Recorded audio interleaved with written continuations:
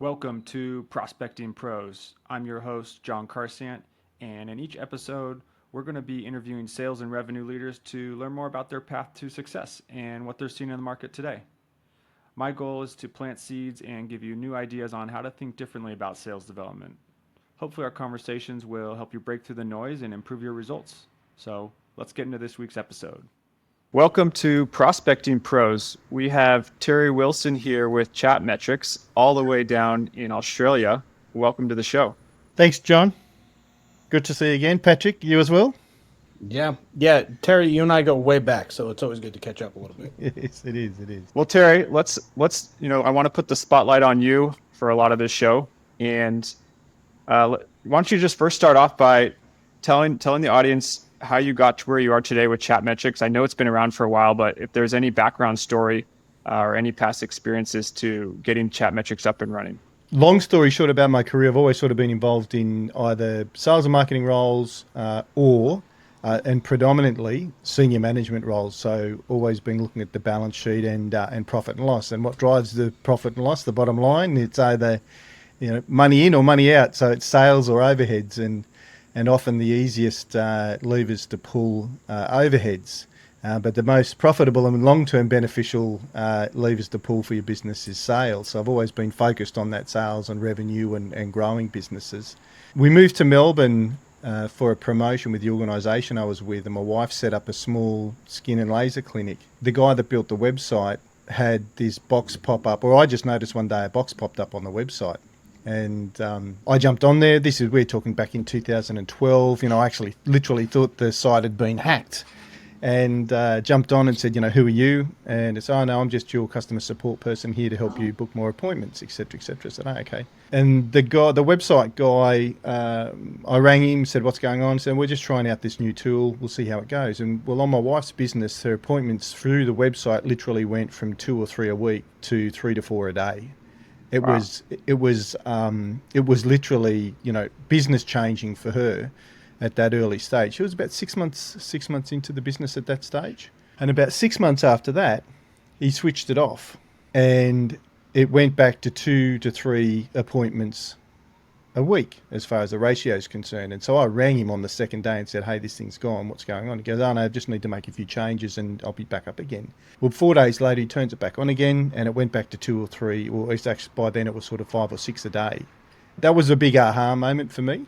It was like, okay, I get it. I know this website's optimized. It's got all the form fills and calendar booking, appointment booking and all that sort of stuff. But this widget thing, this chat thing here, is just absolutely making a huge difference between converting and not converting. And getting back to how I actually met this website guy, not long after we'd moved to Melbourne, my wife was in getting her hair done, said she'd be finished in 10 minutes. So I went and sat down on a park bench in front of the hairdressing salon. This guy sat down beside me. We got chatting. Our wives still weren't. He was waiting for his wife as well. Our wives weren't out still 40 minutes later, and we'd, forged a bit of a friendship and solved half the problems of the world. And next thing you know, our wives come out actually laughing with each other and chatting as they're coming out of the hairdressing salon. Our wives had known each other for 3 months. We'd never met before, and that was how we actually met. And so after a couple of years, it was probably about 18 months that he'd been live on the website for. He said to me, look, hey, seen what you're doing in your career, see what you're doing with Karen's business. Did you want to have a look at this, setting this LiveChat business up as a standalone business? And that was sort of the beginning story. For me, it was a no-brainer. We'd developed a relationship in terms of associates. We'd known each other. Our wives were friends, but we'd sort of just known each other from a distance. And, I'm happy to say here we are a decade later, and that relationship between he and I is more developed into like brothers now. The time we've spent together and trials and tribulations we've been through. That's sort of the story of 𝐶hatmetrix. And how long ago? What year did you start? 2015 in August. So, yeah. And so is he more the back-end tech side of things, and you're more the front-end sales side of things? It sure is. That's the way it works. I mean, he's pretty good at sales too. He had his own agency, digital agency, so there's a depth of capability there. You talk about full stack. I mean, his name's Pal. Pal has built everything from, the VoIP phone systems we use, the website, right through to the dashboard that our clients use as LiveChat and everything in between. Is sort of started as an engineer in through web development and SEO. It's been very good for us. I mean, it's almost like the perfect founder partnership where you've got technical back end and then commercial front end. So. Yeah, we don't have as many of the tech guys. We're just a lot of people at Level. We're more on the sales and customer facing side of things, but doesn't mean you can't always hire someone to take care of the back end. Yeah, exactly. Well, and it depends. I mean, it was just the way it happened to work for us. I think if I was doing it again, I would certainly do it with Pal. I mean, like I said, we're brothers. But if it wasn't available and I was doing it again, then I'd be happy to outsource it. That's for sure.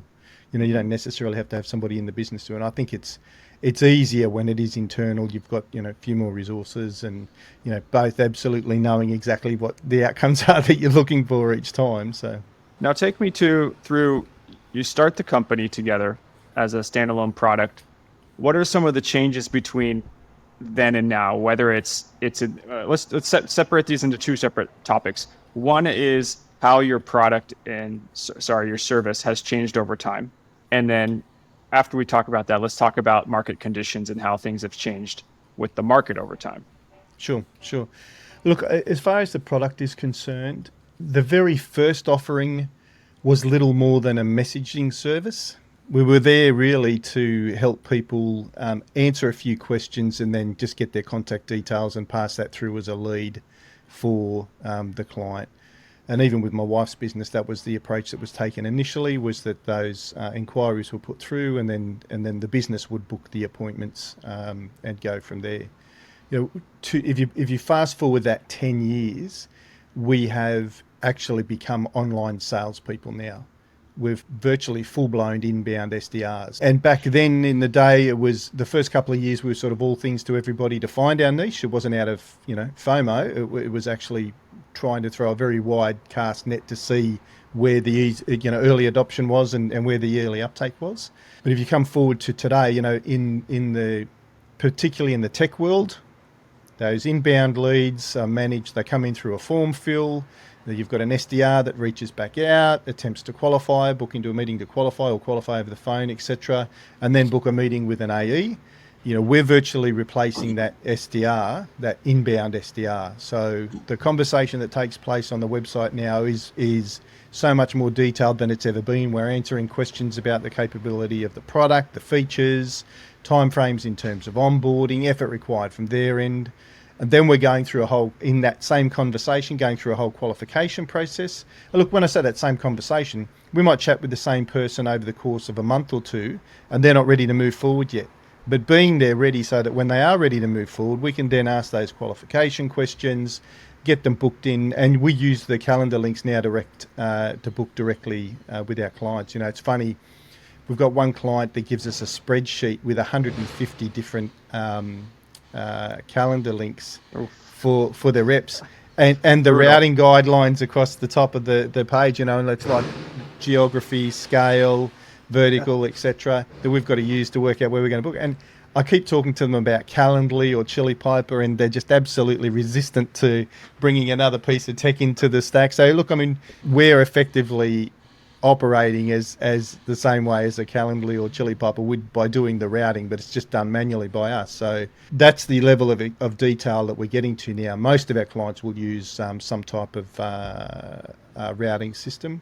Oh, no, actually, I'd say about half of our clients use a routing system. The other half, there might only be, half a dozen or a dozen links that we've got to choose from.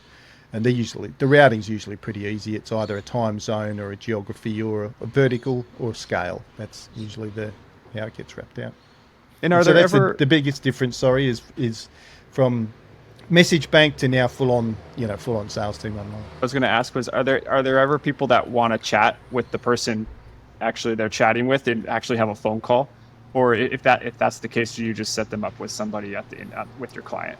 We set them up. And look, there are cases where sometimes somebody just comes to the website with the sole purpose of booking a meeting or getting into a call.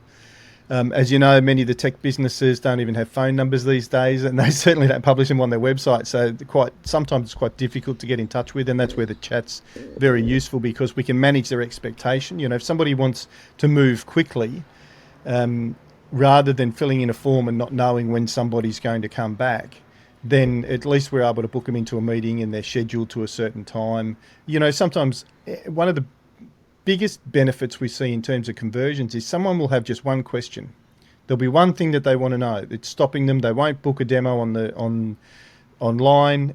They won't fill in a form fill. They've just got one question that they need to know. Once they know that, then they're off to the races. You know, we can book them in to a meeting from there. But yeah, that's generally what happens. And what have you seen, you know, over time with on the market side of things? You know, like things are. I think nothing will ever stay the same in terms of market conditions, and there's always cycles. But what have you seen change over time from 2015 till today? So there's a couple of sides to this question. Probably one is, what do we see in terms of how people are engaging with the live chat and what we've noticed in terms of being able to deliver results. And the other side of it then is probably our own outbound and our own growth efforts. So on the chat side of things, in 2019, there was probably around 20 to 25% of the chats we had, people were asking if we were a chatbot. So we'd gone through, and that only started in about 2018, early 2018, as chatbots start to come to the fore. As the software companies said, you know, look, if you can't, they realized, I think, the benefit of live chat, but then they also realized the difficulty or how resource heavy it is to man and staff. And so that's when they came up with the chatbots and, hey, this is the solution. You know, the two Daves, Dave Cancel and Dave Gerhardt with Drift, you know, they wrote an excellent book called Conversational Marketing. Now, I'll still refer back to that book now. There's, you know, they themselves say that it's always better to have a person sitting in live chat. But the next best thing is a bot. I actually am almost at a point where, with my experience, I'm disagreeing with that now. You have to put a caveat. It's not just a bot. It needs to be a very well-designed, very fluid, non-qualifying bot. Then that's the next best option. Otherwise, the next best option is to have nothing there at all, quite frankly. So back in 2019, we saw that go from zero to sort of a quarter of the people we're chatting with are wanting to clarify whether they're chatting with a person or a bot. From 2020 to 22, that jumped dramatically up to about 33%. So we saw nearly half again. And at the same time, there was also another 7% that were expecting that they were chatting with a bot. So the conversation started very staccato, very demanding, one-word answers. But then when they realised they were speaking to a person, you can see the whole tone of the conversation change. And it's like, oh, hang on, there's another person on the other hand here, and they become more human. And then rolling forward now, it's even changed to the extent where things like the shape of the chat widget on the website is having a big impact. So a lot of our clients wanted to move away from the flat bar box and move to the bubble.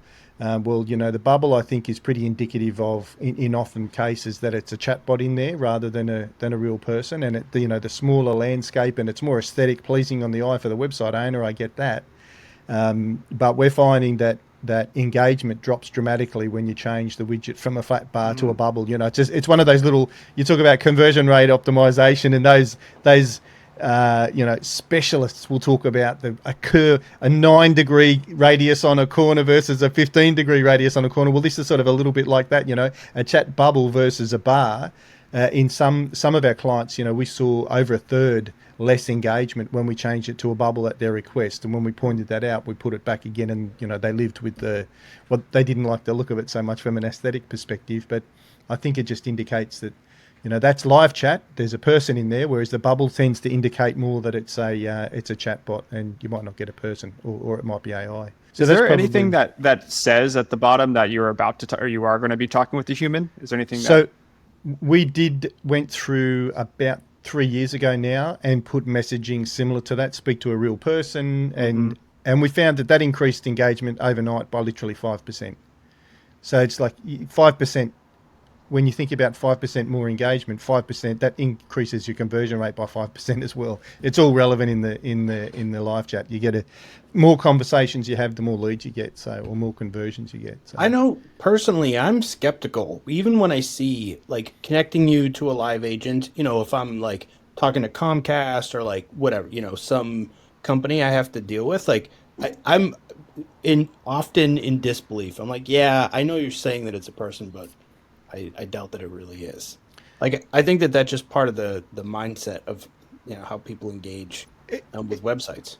It's not just mindset, it's experience. Look at what's happened. And this is the one thing that I guess that we sort of face as a bit of a challenge. LiveChat itself first came out and the only availability was to put people in there to staff it. Then and that was difficult. Then they bring chatbots through and gave everybody a pretty bad experience for 99% of the times with chatbots. Now AI is starting to come through and there's some good ones, there's some bad ones, but there's still a long way from actually having really good chatbots with AI in 99% of the cases. I mean, we researched, we've got 5,006 websites that we sweep through nearly every 12 months and have a look at what percentage of live chat they've got on there versus chatbots, et cetera, and it's a mix of e-com and B2B. And, the experience that you get on those websites, it's just terrible. So I think it's human behaviour to have that doubt, to be a little bit cynical perhaps when the bot's passing over. But 9 out of 10 times, what happens when you speak with a chatbot? So you want to speak to a person, I'll get somebody for you. Just give me your email address in case we drop out. So you hand the email address over, like as if they're going to drop out anyway. And then they'll come back to you and say, oh, sorry, there's nobody available at the moment. That's the worst ploy. That's the worst possible experience you can give anybody in a live chat experience. Patrick, to your point in terms of, is it really a person on the other side?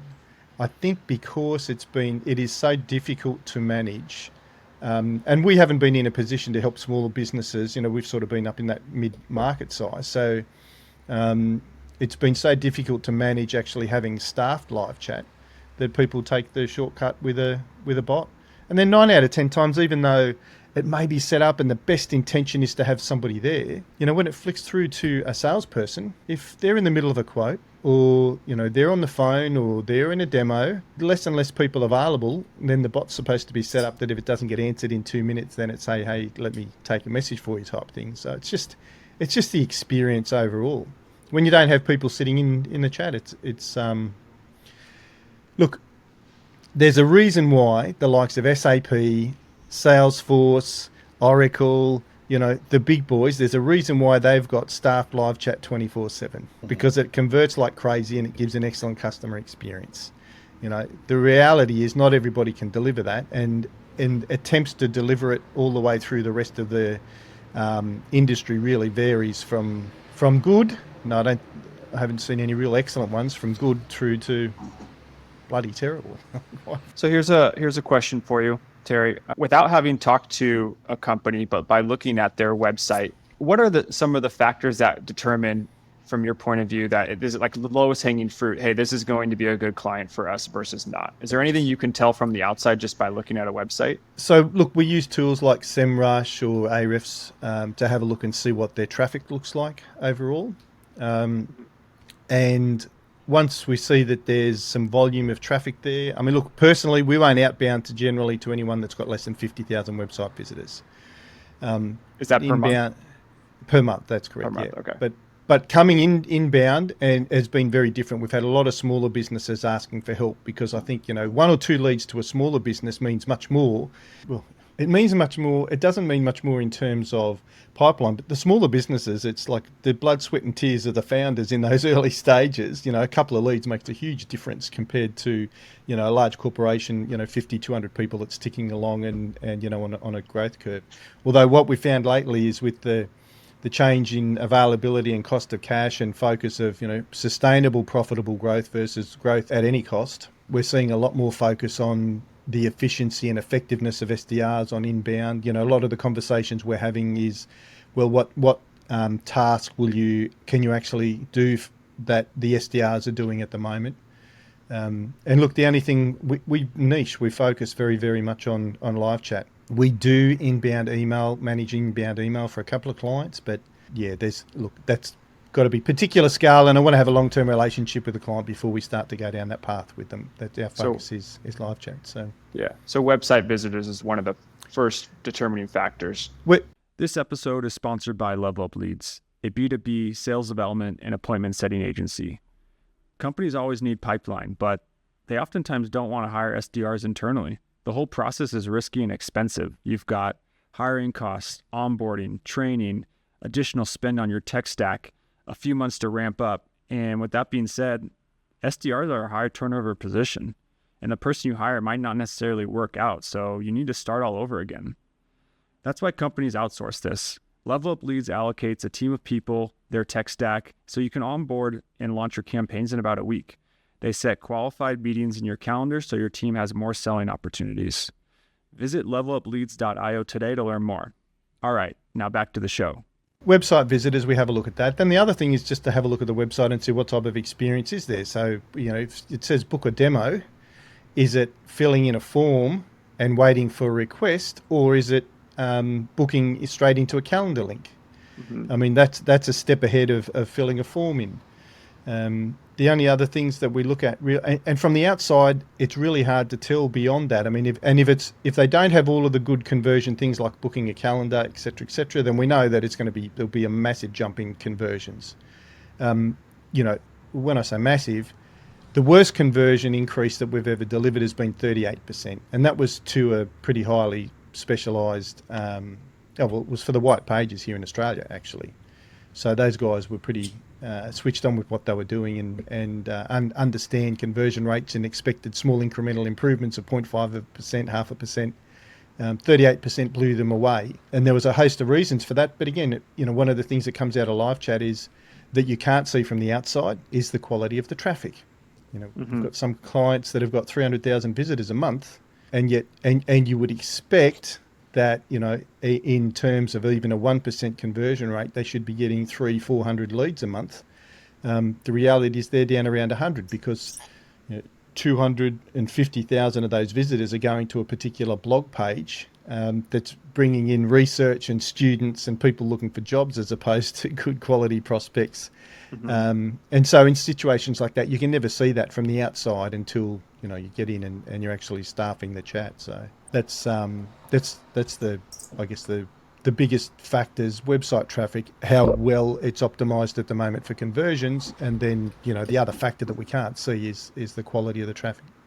Yeah, we've been here at Level Up. We've been kind of toying with the idea of putting on some type of chat, because right now we don't have anything. We have form fills and book a meeting, and we're trying to filter out some people by asking qualifying questions like where you came from, average deal size, because the truth is like there's still a lot of people that are trying to book meetings that just really we don't want to talk to. And it sounds bad, but it will just eat up your entire day if we took all those calls. Yep. But the chat, I don't know. It's honestly, we're toying with it. I don't think we have 50K website visitors per month. I think we're closer to like 20 to 30. I should actually look at that. But it is an idea I've just been kind of toying with, like, is it worth it? Is it not? Whether it's any type of chatbot, it's just been an open topic. Look, I think when I said 50K, that's who we're outbound to. That's who I'll put the effort into to go out to. But we've got clients that have got 1,000 visitors a month that we're delivering 30, 40 leads a month to. They've got highly qualified traffic. And the problem that you mentioned, I guess, in terms of wanting to qualify because there's people coming to the website, that's why people have a form fill rather than the chatbot. Well, I saw recently a calendar link that just lets people book into your calendar, at their desire. I saw a platform the other day that's a calendar link, but it allows you to have qualification questions on the front end of it. So, it then passes out. If you don't meet the criteria, then it passes you to, a webinar or a free trial or some other path rather than to the calendar link to book a meeting.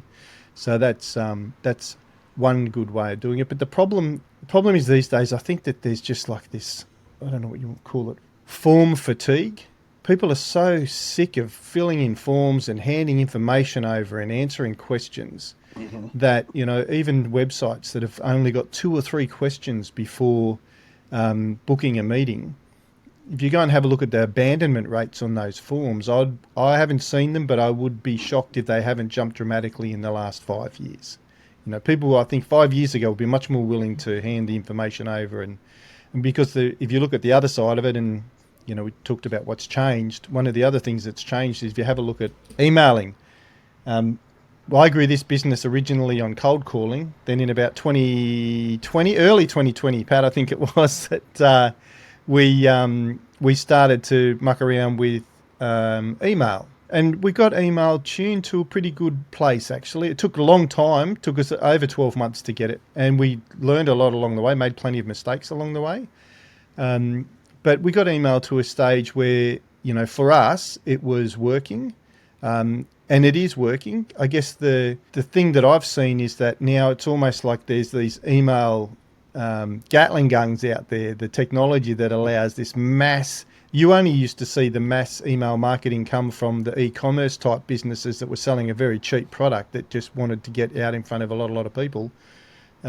These days, almost any B2B business can go and send 10,000 emails a day if they want to, if their TAM's, total available market's big enough. So I think that's the other change, is that people's inboxes are a lot more congested than they used to be, and I think that drives the behaviour a lot of people not wanting to hand contact details over as well. So I think if you wind all that back to where you guys are in terms of you don't want to meet with everybody, and you've got asking a few questions, the challenge is there might be some good qualified buyers that get to that form fill and saying, I don't want to bloody answer these questions, and so they'll drop out anyway. So that's where the chat's good. You've got a good team in there, but the chat might be good just to even put on, through the day and just test it and see what sort of engagement you get and what clients you get from there. But we've got a new offer now for smaller and for startup businesses, quite frankly. Very low cost, low touch setup. Yeah, the question that this part of the conversation brought up for me, because I know, Terry, you're a pretty thoughtful guy, so I'm sure you've got an interesting answer for this, but you mentioned 50K website visitors as a qualifier for you in terms of who you're going to go outbound to. Outbound, yeah. How much thought, or what kind of thought goes into how are you building the lists that you're going to go outbound to? Like, how are you segmenting your addressable market? And I'll let you answer, but the reason I ask this is because I have this hypothesis that 80% of the outcome of prospecting is governed by who you decided to go after, in the way that you decided to go after them. And I think the more thought that you put into that, the better of an outcome you're going to get. So I'm just curious how you think through that process.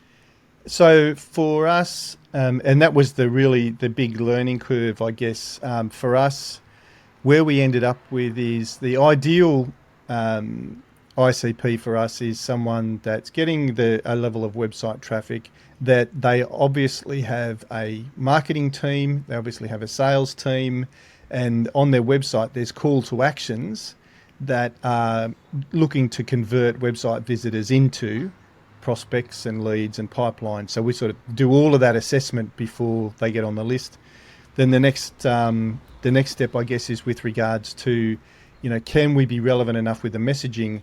The biggest mistake we made in the past was, hey, noticed you don't have live chat, this is the problem it's causing, this is what you're losing. And it's like, people don't like to get told that they're doing a bad job or that they're missing out on something. And so we sort of switched the whole thing around and did a lot of research on the competitors. And so we actually went through the work of identifying their top 2 or 3 competitors, and then we would go through their inbound funnel of the top 2 or 3 competitors and go through and assess, what that experience was like, how long it took to get back in terms of speed to lead from your first inquiry, et cetera, et cetera. And then the messaging that we ended up with for them was around as, hey, wonder how often you're in deals against competitor 1, competitor 2.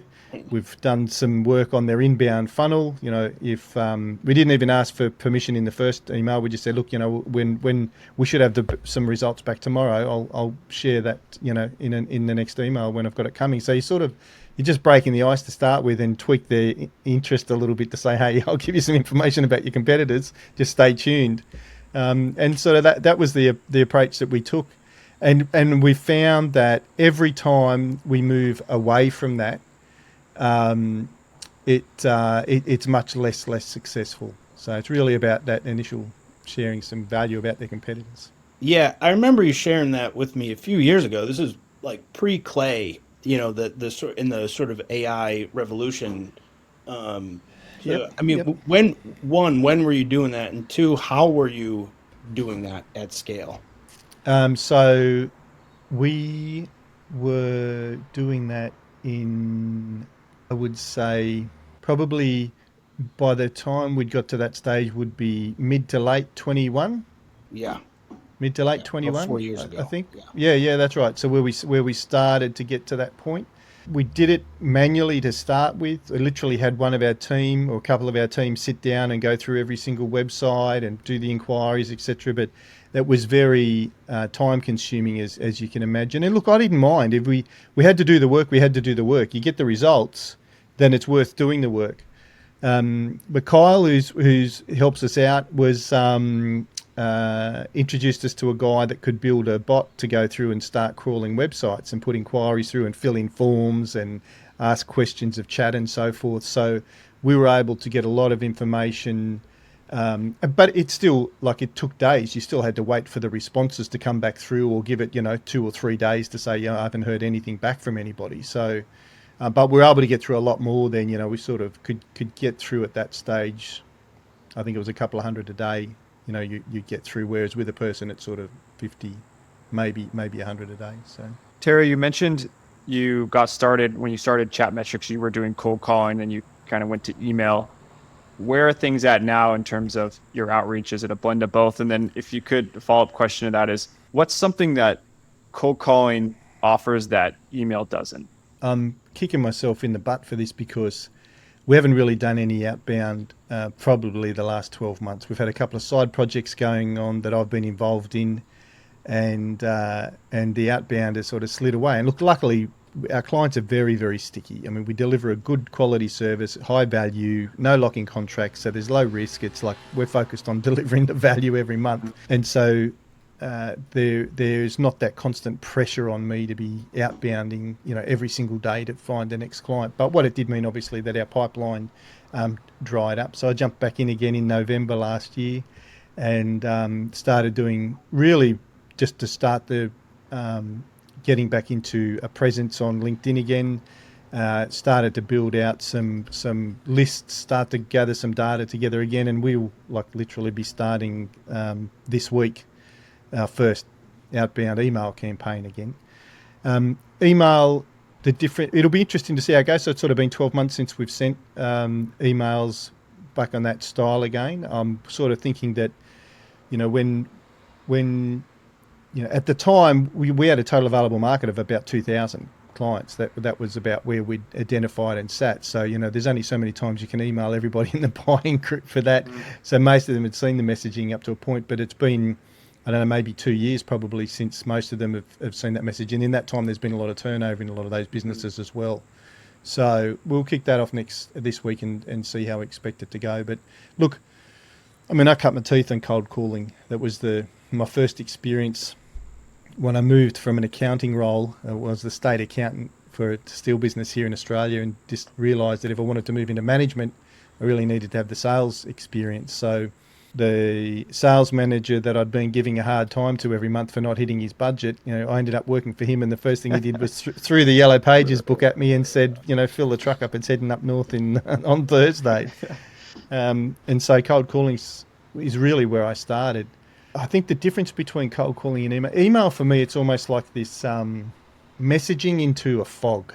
You never really know. You see, you get a percentage of responses. You can do a campaign and not get any responses, and you don't know why they're not responding. You don't know what part of the messaging isn't working. It's like this, and all the effort and infrastructure that it takes to set up. You don't want to be doing it with your main domain, so you've got burner domains. The time and effort that goes into messaging through email, it's a big effort. I mean, even with AI to help these days, you've got to know your market. You've got to have done a massive amount of research in terms of the audience that you're talking to, versus get a number. You've identified someone that's a prospect, get a phone number, pick the phone up and have a conversation. You can tell within 2 seconds what their tone is and how receptive they are to your first opening. It depends on how much experience you've had, but if you can at least have a conversation and get a sense, you get a no, for instance. If an email goes out and you don't get a response, you don't even know that's a no. You don't even know if it's ended up that anybody's actually even seen the thing. So it's like, for me, I think the big difference between email and calling is that calling is now. put it this way, if half of our customer base left tomorrow and I had to desperately get into outbound again, you know what? You'd be seeing me on the phones. That would be the number one thing that I would go to, is jump on the phones. You know, I'd have all the other things set up in the background, and yeah, sure, I'd be doing more content on LinkedIn, and you'd be seeing more content around the place from Chatmetrics in other areas, and we'd continue with our blog, with our blogs and podcasts and so forth. But and we'd be setting up some email campaigns in the background as well to tickle away. But the number one thing that would get results and that would give me enough market intel to be able to drive all the rest of those things, the content, is calling. It's just like live chat. If you get a chance to have a real conversation, it's interesting. I've only just put that together then, but cold calling is where I started, and live chat is, the business that we've got, and it's all about conversations with people. If you can have conversations with people, it goes, even a no gives you an enormous amount of information. And it's the same in the live chat too. Actually, it's interesting. I would say email is a lot easier to spin up, although it has become more complicated with over time, just with how you can't do as much sending per email or per domain. So it does require more attention. But one of the benefits is if you get on a phone call and they say, "Hey, I'm using a competitor," and you're able to ask, "Oh, cool. What do you like about them, or what don't you like?" It's information that you can get that you can use to your advantage in the future. Absolutely. Which you're likely not going to get that type of information from an email. It's really interesting too that we're kind of like walking back the technology. Is 1876 technology telephone, right? And it's 2025, and it's like the fact that people have been relying on asynchronous digital communication for the last 20 years. It's almost like an Easter egg feature on the iPhone that you can press a button and have a live conversation with another human. It's like the last thing people do with their phones. I think that we talk about all these sales gurus and marketing gurus and all this new stuff that they spout around all the time. The reality is, human psychology hasn't changed much in the last 100 years, in the last 500 years, and who knows, probably in the last 10,000 years. We're all coming from that same process in terms of the brain and the way that we learn and what decides what decisions we make and the behaviours that we take. The way that we've learnt to do that, sure, we've learnt writing much later on, but the early stage has always been through voice, and it's been through a conversation. And so I think that, the most natural way for humans to communicate is in a conversation, be it voice or text in as far as the live chat's concerned. But I think, that telephone, where else can you actually hear the tone of somebody's voice or let them hear the tone of your voice? How many times have you received a text message and gone, hang on a minute, what's this? You get upset, or, that's that's not right. how it should have been. And then when you actually talk to that person next time, it's like, it was 180 degrees away from what they were trying to say or what they were trying to achieve. It's interesting, Pat, that you draw that analogy, mate. It's going back to 1874 for sure, mate. It's Back to the Future. It really is the old DeLorean. I think I saw a stat on LinkedIn, hopefully it's true, but it was a guy, I think his name's Jeremy Donovan is his name. Hopefully I'm getting that right. Put out something that 2/3 of all AEs right now are booking meetings through the phones. Now we'll see how long that continues, and I do think there's cycles to things. If the phones are popular right now, how long is that going to last? We'll see. But yeah, it's just interesting that cold calling is making a comeback. So here's what I reckon. My observation from someone with a bit of grey in their beard is that cold calling is hard. It's hard. There's no doubt about that. And you have to have a certain mindset. You have to have a certain, I won't say personality type, but a certain level of tenacity to be able to, a certain level of optimism, quite frankly, to be able to get up and keep going, when you do get those hang-ups and the no's and all the rest of it. And unless you're in an environment where you have a lot of support, a lot of coaching, mentoring, a lot of positivity around you, celebrating effectively those no's to get you through to the next yes, then you're going to do everything you can to avoid cold calling. And so over the last 5 to 8 years, we've seen this technology grow in terms of things like, sales enablement platforms, outreach, where all of a sudden, there's not just email outbound campaigns, but there's automation of LinkedIn touches and Twitter touches and emails going out, and it's classic. So last week I'd received a message from somebody from a marketplace that we're in, actually saying that this person's interested, but saying that this person's interested. Now, I'd watched the email chain backwards and forwards, and the person that was interested had sort of gone cold and there was no responses. And so I said, leave it with me, I'll send them a message. I thought, hang on a minute, I've got the guy's phone number, I'll just give him a call. So I give him a call. He's just been too busy. He said, I'm terrible with email, I'm terrible with messaging, I'm not interested in any of that sort of stuff. Good thing you called me, we can get this sorted out. And close that deal on the spot. So it's There like, you go.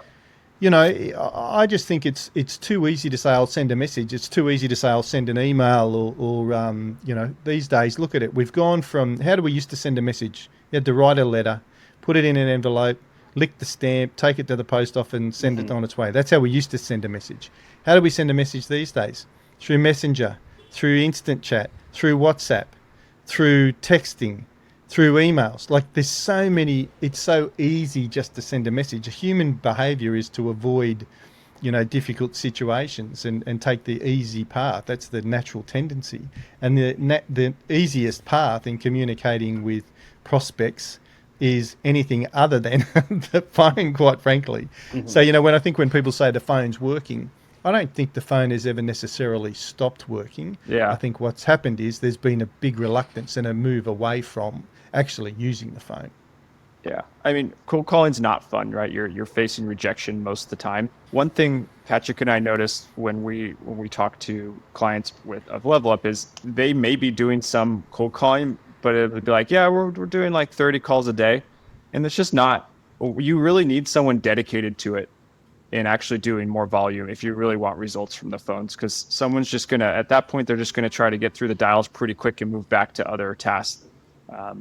And so, yeah, that's one thing we see is like companies actually, and that's why they will hire us, is they need more dedication to outbound. And I'm gonna kind of wrap up this episode, but one thing I do want to say is, if you're listening and you are running outbound campaigns, whether you can track it or not, oftentimes you are driving traffic to your website, and that's where something like chat metrics will come into play, because they may just be going to your website and looking, and they're essentially feeling you out. If they made it to your website, they're interested in some form. And now it's like, how do you capture that, or how do you continue to be top of mind when that decision comes, or the timing's better for them? And so something like chat metrics is perfect, because then you start capturing that inbound traffic. So Terry, any last words before we close out? How can people find you? Look, LinkedIn or our website, chatmetrics.com. You can come and have a chat with us there. Believe it or not, we've got live chat on our website. Look, John, I think further to what you said, even if you're not sure, then just test it. Get some live chat software. There's plenty of free software you can grab around, and get someone to sit in there and just watch what happens with a couple of the conversations. The challenge is always the timing, I get it. But yeah, look, grab me on LinkedIn or chat with us on the website. It's been great chatting with you guys today. Thank you. I appreciate the invite to be on. Yeah, thanks for coming on, Terry. Thanks, Patrick. Yeah, it was nice catching up.